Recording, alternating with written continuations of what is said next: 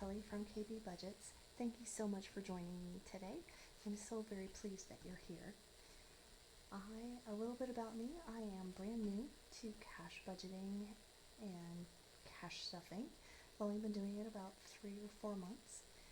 So far it's going really well, and I decided to start on this journey to become debt-free. I think that's why a lot of us do this, is because we're tired of being in debt and tired of being stressed out, living paycheck to paycheck. So, today's video, I'm going to show you how I have built out a budget planner just using my notebook. I would love to be able to buy some of the budget planners I see. It's just not in the budget at the moment. So, very first thing when you start budgeting is you're going to want to go through your bank statements, grab a highlighter, and start highlighting your spending categories. Once you know where you're spending your money, then you can figure out a way to cut down where you need to cut down or beef up some of the places where you need to beef up in your spending. A Purposeful Budget has a great 8-video series on how to do this. I just really liked her series. So anyway, let's get right into it. I went and grabbed a couple notebooks from Walmart. It's about 100 pages. These have like a vinyl cover. You can get whatever kind of notebook that you want. Get one from the dollar store. Grab one out of your kid's backpack that they're not using. Anything like that. Just something you have around the house works too. So anyway, on this very front cover, I am going to put my budget overview and my master list.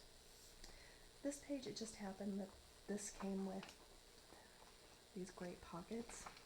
I'm probably going to put important dates on here, put ideas in here, receipts, that kind of thing. This page is for my financial goals. One thing I really like about doing my own budget planner is that you can have as many or as few as you want. You can have different categories. You can just have your financial goals, whatever you want to do. This next page will be my savings tracker and then my debt tracker. I like to have these side by side, so when I open this up and I look at them, I can look at them together and see how am I doing on my savings, how am I doing on my debt. Going on, I'm going to put in my monthly calendar and then my monthly goals and actionable steps. I find that goals and actionable steps are kind of circular. You make the goal and then actionable steps keep you on track for your goals. Next, I have 2 pages for my paycheck budget. I am only paid once a month, so this is more than enough room for me to do my paycheck budget. You can do however many pages you need, or as few pages as you need.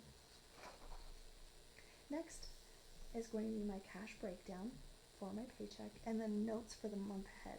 For me, it's notes for the month ahead. For you, it could be notes for your next paycheck.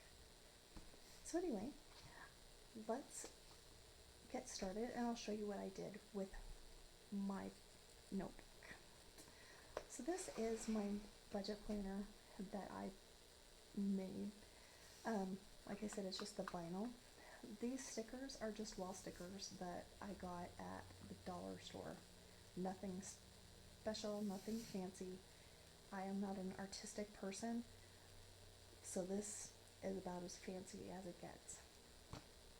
So as you can see, I have my budget overview and master list.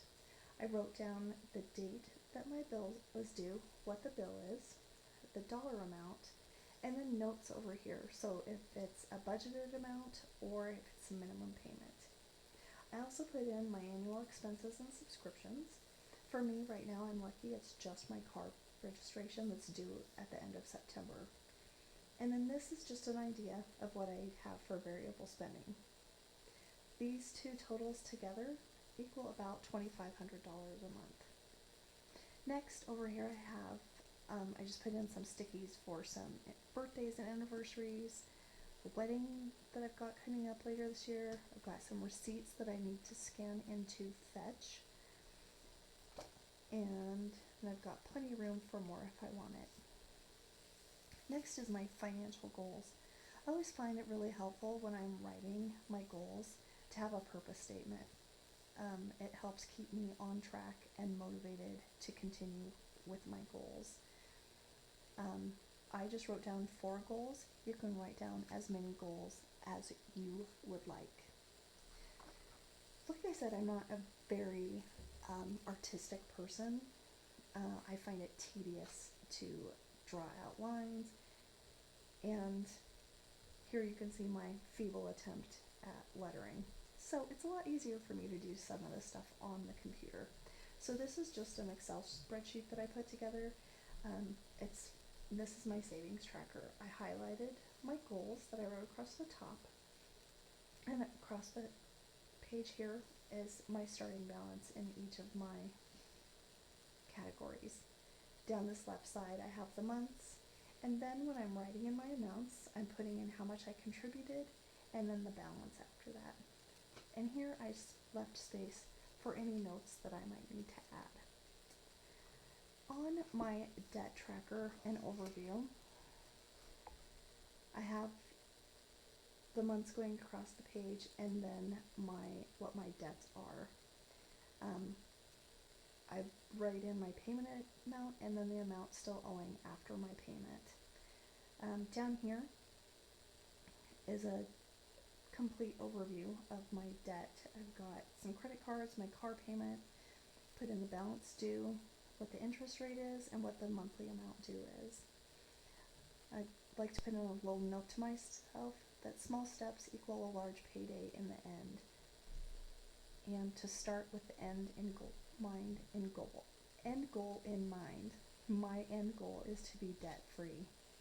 I did write off some payoff goals down here. I try to keep them pretty general. I don't feel like this is the place to get into details about my debt.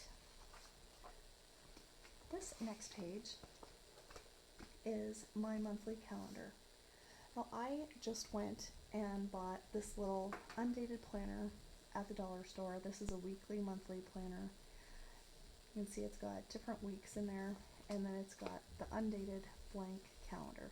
I'm just going to be using the undated calendar. I'm not going to be using the weekly ones yet. I might find a use for them later, but this is what I'm using for now. So as you can see, I filled out my calendar. I wrote in the dates that I have bills due. I also like to write in important things that are going on. Like I was watching my friend's dogs. I had this week off, hair appointment, doctor's appointments. When I get paid, I like to remind myself to check in with my budget. Since I only get paid once a month, I like to check in about 2 weeks in to see where I'm at.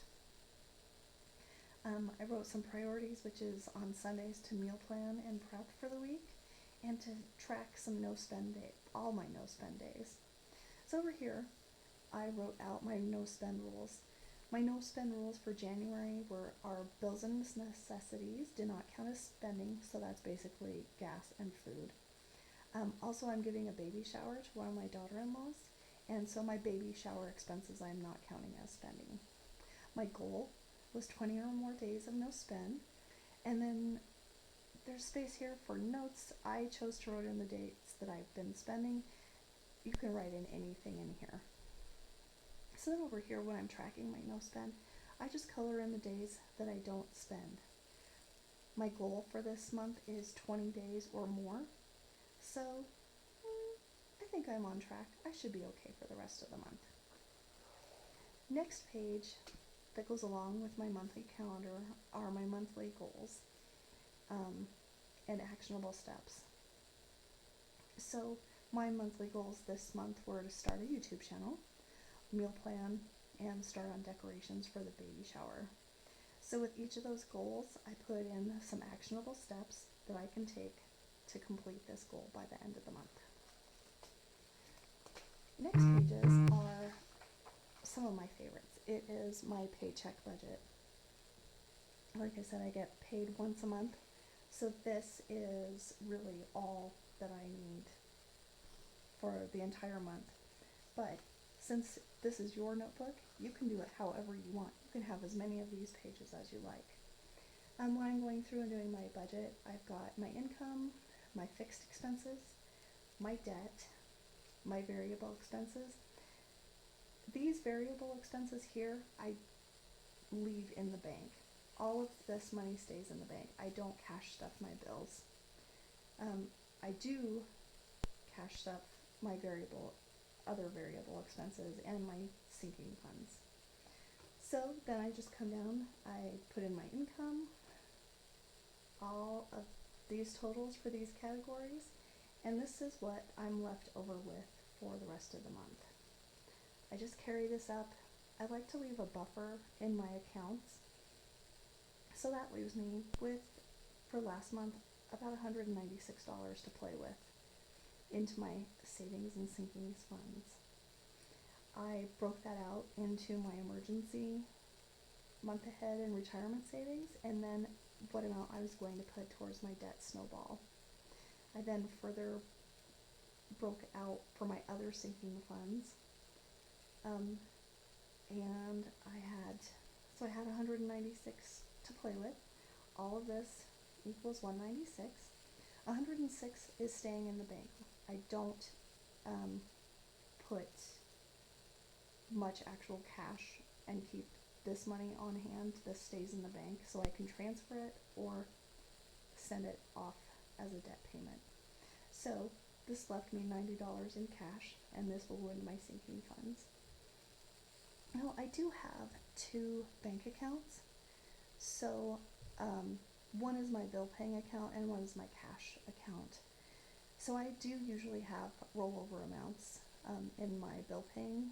So that money generally goes towards savings and debt. My other account, this is extra cash that I can get out to put into my sinking funds. So once I know what these amounts are, and I've decided what I'm putting into each thing, I usually go back and figure out the amounts for how much I can commit to my debt snowball. This last month it was $63, so I put $20 towards my MasterCard, $43 to my Visa. And then I come over here and I look at what I'm already going to be paying, so I'd like to just add my minimum payments, and then I know exactly how much I'm paying to each thing. I do the same thing with my savings. I highlighted my savings and added that up, and then figured out how much was going into each category. This rollover cash I'm combining with this cash, so this cash amount and this cash amount, and this gives me my total cash that I'm going to be taking out. I don't know why I wrote this over here. I usually put it over here. Also, at the end of the month, when I do my paycheck budget, I pull all my rollover cash from my cash envelopes to put into my sinking funds.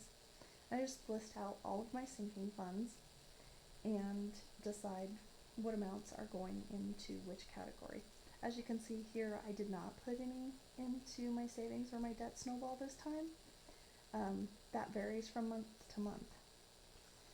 So after I've determined how much actual cash I'm getting, I do a cash breakdown page. I've got my category, the amount, and then I've got it broken down. I don't usually put hundreds here because I don't usually get $100 bills. I usually have it much smaller. And then finally, my last page for the month is my notes. This time my insurance has increased, so I need to know that for my next paycheck budget. I also made a note to myself that I need to cancel part of my policy. It is so bitterly cold here right now that I know I need to put more money towards my power bill. I write in some events that are coming up. I know I wrote them on my calendar, but I still like to have this reminder here. And then I'm thinking about adding some new sinking funds categories. I know there's another one that I want to put on here, but every time I go to write it down, it falls out of my head. So then, I start over with my monthly calendar. As you can see, I've already started filling it out for February. I've got when my bills are due. I've got some important events. I have a work trip coming up. And even though I only get paid once a month, I still like to put that in. So then I write in my top priorities, and I will continue to add events and notes in here as they come up. So that is how I have started to do my budget planner in a notebook. I really hope you liked my video today. If you did, hit the like and subscribe, and I will see you in my next video. Thanks so much for stopping by.